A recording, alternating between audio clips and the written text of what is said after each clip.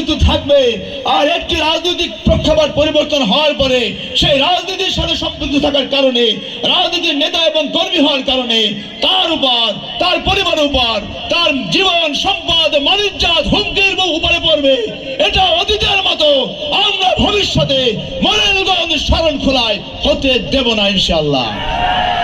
আমি আর অঙ্গীকার করছি, বিগত 16 বছর জালেমের শাহীর মুখোমুখি দাঁড়িয়ে আমরা যারা নির্যাতিত হয়েছি, সেই নির্যাতনের শিকার যেমন আমি হয়েছি, আমার দল জামাত ইসলামের নেতাকর্মীরা হয়েছে, ঠিক তেমনি আমাদের বন্ধুপ্রতিম সংগঠন জাতীয়তাবাদী দলের নেতাকর্মীরাও নির্যাতিত নিষ্পেষিত হয়েছে। ঠিক কিনা বলেন?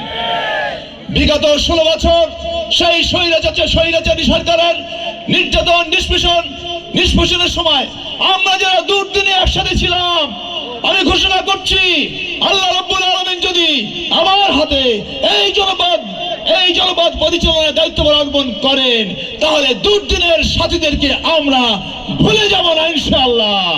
তাদেরকে যথাযথভাবে মূল্যায়ন করা হবে ইনশাআল্লাহ। সম্মানিত ভাইরা আমার, আমি আপনাদের সামনে বলতে চাই, আমার এই প্রিয় মাতৃকাকে নিয়ে আমাদের কিছু স্বপ্ন রয়েছে, আমরা সেই স্বপ্ন বাস্তবায়ন করব।